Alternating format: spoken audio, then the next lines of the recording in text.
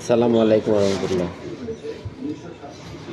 আগামী প্রজন্ম, next generation যেটাকে বলি আমরা, পরবর্তী বংশধরেরা কিন্তু সুস্থ থাকবে না এই অবস্থা চলতে থাকলে।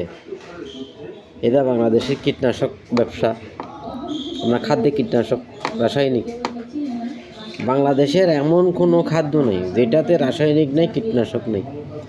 প্রত্যেকটা উপাদানের মধ্যে রাসায়নিক সার এবং কীটনাশকের ছোঁয়া আছে।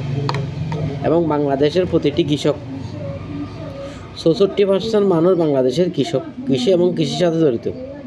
প্রত্যেকটা ব্যক্তি ক্যান্সারে আক্রান্ত, ক্ষুদ্র, বড়, মাঝারি এবং আরও বড়।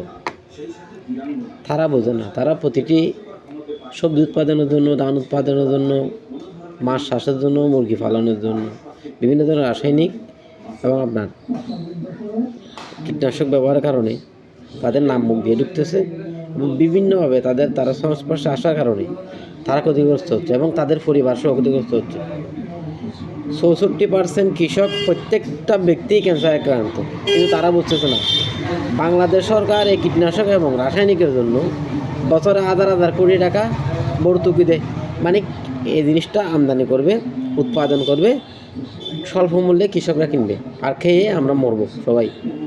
সুন্দর না ইকোসিস্টেম? এটা আমরা একটি ইকোসিস্টেম বানাইছি। আমরা এমন ইকোসিস্টেম বানাইছি যে ইকোসিস্টেমের কারণে আমরা বাস্তুতন্ত্রকে ধ্বংস করে ফেলতেছি। ন্যাচারাল একটা জৈব জঙ্গল দেখবেন আপনি, সেখানে সুন্দর সুন্দর গাছপালা জন্মাইছে, লতাপাতা জন্মাইছে, কিন্তু আপনি যখন জমিতে চাষ করতে যাবেন কিছুই জন্মাবে না, কারণ আমরা আমাদের বাস্তুতন্ত্রকে ধ্বংস করে ফেলছি রাসায়নিক এবং কীটনাশক দিয়ে।